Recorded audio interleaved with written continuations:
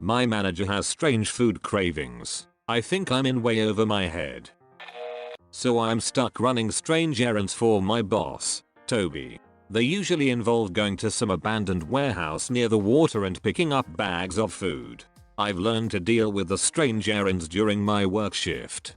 They became routine aside from the horrible odors coming from the bags or the unsettling masked men who Toby forces me to interact with. During one of my recent trips, I had traveled to one of the abandoned brick warehouses by the water, just like Toby told me in one of his weird texts.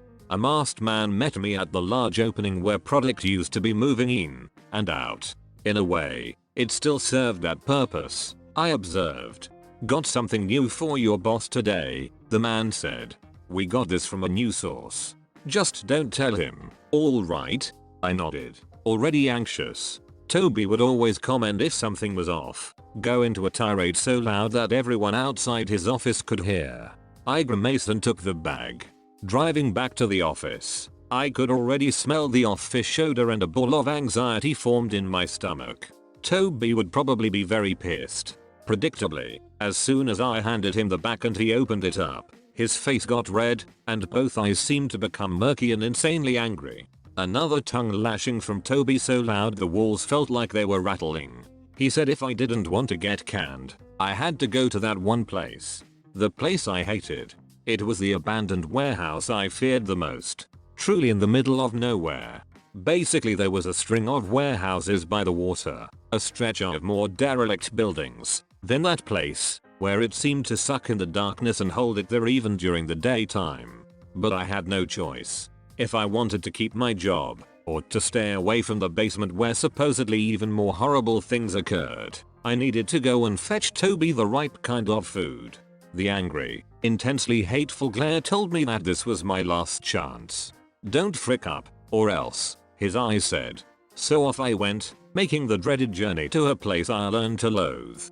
I'm not sure why I learned to loathe it so much. Something about the empty massive interior, how the people handing me products seemed different than the generic masked hooligans who handed me Toby's grub of choice. It felt designed to be a punishment, almost. Toby sent another co-worker with me, and I wondered if that had been deliberate. He knew how much I didn't like her constant bubbliness, her non-stop chattiness. "I've heard rumors about that horrible place," Sarah said.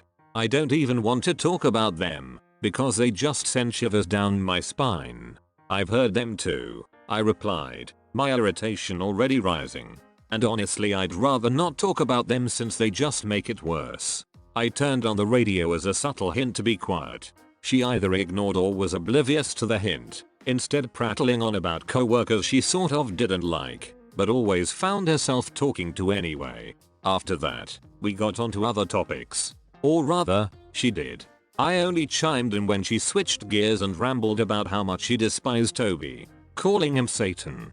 "More like, what came out of Satan's ALA," I said, and she got to giggling. Alright, I thought. Maybe she wasn't too bad. When we got close to the dreaded warehouse, with its intimidating brick exterior and gaping black hole for a receiving dock, Sarah became quiet, fidgeting with her dark hair and looking away from the dilapidated behemoth. She murmured something about going back, but I knew I couldn't. Not having a job would suck, and going down to that basement was too terrifying a prospect to even consider. I parked the car across from the warehouse, and we both headed in. I was surprised Sarah even came with me, and she claimed it had something to do with wanting to protect me with her positive aura or something like that. No one met us at the entrance. Only the strange creaking from inside acknowledged our presence. So I hoisted myself through the intensely dark opening, then held out a hand to help Sarah. Now what we saw in there I have a hard time talking about. I still get spooked just thinking about them. There were things scuttling in the darkness I knew weren't any kind of animal you'd see on National Geographic. When one of them emerged from the shadows, looking sickly yellow with black flecks on scaled skin, a cluster of murky red eyes strangely alert and piercing, Sarah and I both gasped and backed away. Then a robed person came behind the thing, and then I saw the long leash traveling from its thick yellow neck to her bony, almost deformed hand. Thick green veins snaked along the hand, almost like tributaries. It used the other hand to toss me a small brown bag which looked soaked with grease. Sarah jumped back, startled. I grabbed the bag before it landed on the ground, holding it away from me due to the foul smell. Worse than usual, I thought. You can tell Toby that our cook toiled in the kitchen a long time for that one. Better not be late with that. You don't want him sending you to the basement, the robed person said. It nodded and backed away to the shadows.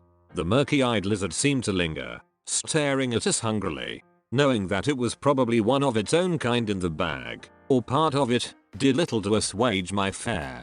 Sarah was still shaking too. I lightly grabbed her by the shoulder and guided her to the entrance. We jumped down somewhat haphazardly, ran to the car, and I hurriedly backed up and pointed the car in the other direction, driving as fast as I could back to the main road. Really, the whole string of warehouses along the water was just creepy, so I felt much better when I finally pulled onto a street with actual cars. What the hell was that? Sarah asked, and I burst out in nervous laughter. I didn't know why. Maybe it had to do with her using the word hell, typically not in her vocabulary. Or maybe I knew something really screwed up just happened. Something far worse than the few other times I went there under Toby's orders. I don't remember those lizards being there last time, and that robed guy, what was up with his hand? It looked like the hand of a dead man, Sarah muttered. She kept staring out the window, more than a little distant. Not like her at all. Her detached demeanor made the realization that much more horrifying. When we got back to the office, Toby was thrilled we returned, although he remarked we could have been a bit quicker. He swiped the bag from me, nodding at Sarah and I. He shut the door with a harsh slam. So that's our reward for what we just did? Basically going to hell and back? Sarah shook her head. Actually, our reward came later. Toby said in light of recent frick-ups, we were going to the basement. Frustrated, desperate, I asked if he liked the meal we brought him. Yeah, loved it. But you were late, and that fricked with my eating schedule, Toby said, giving me a thumbs up which eventually became a thumbs down. So now I'm in the basement. Sarah too. We're in the basement as this horrifying behemoth of a lizard lays eggs, watching over them so when they hatch, we put them in cages and take them to that abandoned warehouse. While we're there, we also pick up his favorite meal. We better make sure we're on time, Sarah said to me during one drive to that horrible place. I'm not sure what could be worse than the basement. Then one of the robed men commented one day that Toby might like human meat. The murky-eyed lizard squatting next to her deformed, veiny hand smacked its jaws and stared at us hungrily. So far, nothing has happened to us. I think in part, because they know Toby hates dead workers. There's something else. A locked door in the basement. It's locked when I try to open it, or Sarah. But sometimes I catch it opening on its own, very slightly, and see a hand emerging, almost skeletal. I catch a whiff of a fetid smell. By the time I rush to it, the door slams shut again, locking itself. Sarah thinks it could be where the robed men came from, or even Toby himself. She wants to keep trying to find a way to get it open. Part of me wants to, maybe it would help us find a way out of this mess. On the other hand, opening the door could be like opening Pandora's box. I have one more option, but it almost feels like suicide. Another co-worker, Elijah, says we can file a joint complaint to the higher-ups, and they might get rid of Toby. He says he knows someone in another department who can help. What if Toby finds out? Sarah and I are screwed either way. Don't worry. A reckoning is not to be postponed indefinitely. The eaters will return to the eaten. But in the meantime, you may want to, flee. Take Sarah, maybe even Elijah if your car has room. The more state lines you can cross, the safer you will be. And this is when you need a new job. Time to find another job in another state or even country.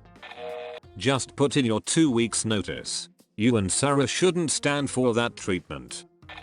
I probably would have pushed Sarah over at the warehouse and ran. Stay safe.